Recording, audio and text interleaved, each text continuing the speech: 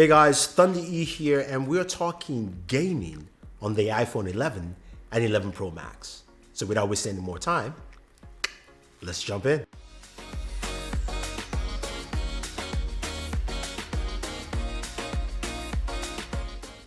So there are a ton of iPhone videos out there. You're looking through all of them, but this is the one you've been waiting for.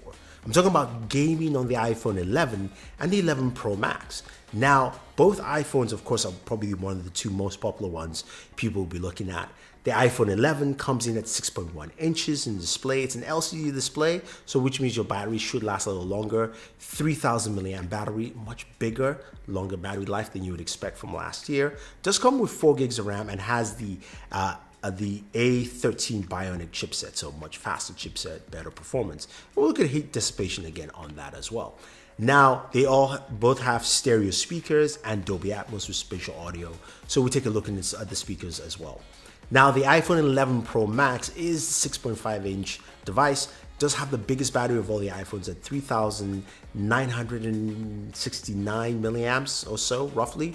And it does have an OLED display, a lovely display. We look at both displays side by side, and you're checking out that Kakashi wallpaper. Yes, you can download it. Use the link down below. The iPhone 11 Pro Max OLED display looks lovely and vibrant, but we don't care about that in this video right now. We care about gaming performance. The A13 chipset on both devices, 4 gigs of RAM on both devices, different battery sizes, spatial audio, Dolby Atmos, but games. How do they actually function? And then we'll also check out Apple Arcade, which is Apple's new service. You pay $4.99 a month to go ahead and download games and play. Now, not AAA titles there, but some really cool, interesting games for you guys to check out. I'll be playing most of that on the iPhone 11. Check out temperatures as well, but without wasting any more time talking and yapping, let's go ahead and play some PUBG.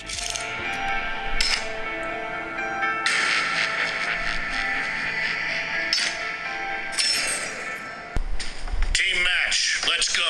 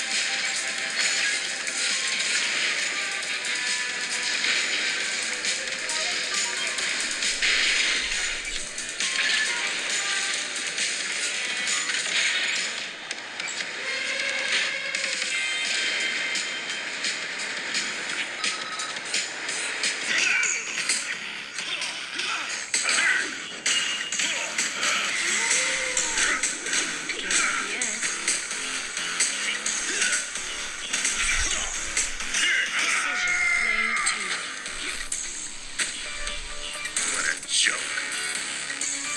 Ready? Engage.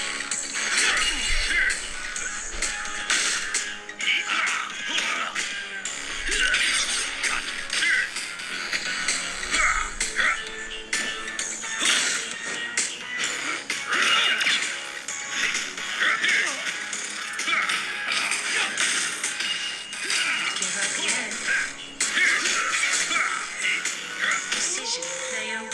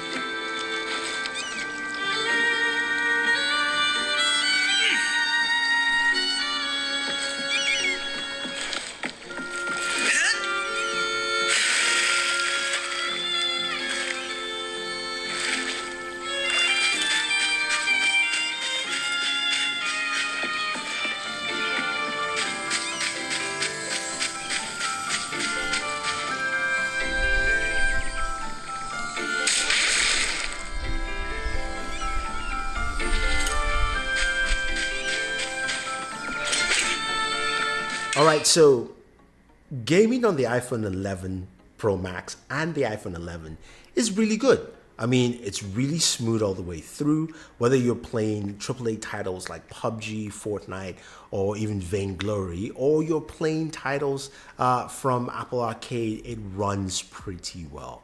I didn't notice any slowdowns or any holdups, and I think just the A13 Bionic processor and the amount of RAM you have is really solid. It works out pretty well. Audio was one thing I really liked. I like the way the iPhone sounds this year.